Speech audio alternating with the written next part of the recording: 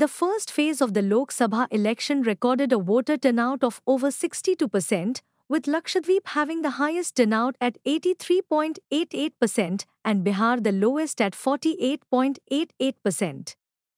Incidents of violence were reported in Manipur, West Bengal, and Chhattisgarh during polling.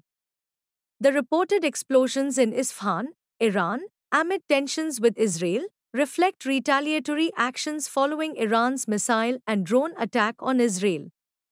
Denials and speculations surround the source of the attacks, highlighting ongoing regional conflicts and concerns about escalation between Iran and Israel.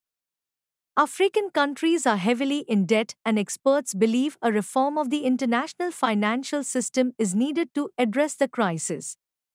Minutes from the Reserve Bank of India's Monetary Policy Committee meeting show a cautious stance on easing restrictions due to concerns about persistent inflation.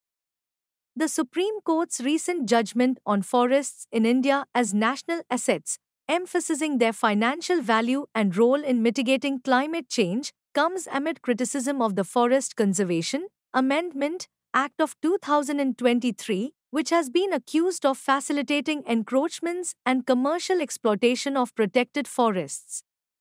India strengthens its defense ties with the Philippines by delivering the first batch of BrahMos supersonic cruise missiles in a deal that boosts both nations' military capabilities in the Indo-Pacific region.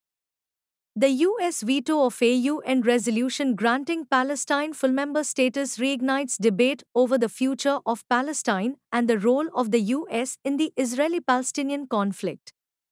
In the context of India's ongoing general election, scientists are urging the new government to address 5 key issues. Researchers in India found fossils of a giant snake, Vasuki indicus, estimated to be 10 to 15 meters long. This snake lived 47 million years ago and belonged to an extinct family. The discovery helps us understand how these giant snakes evolved and what factors may have contributed to their size.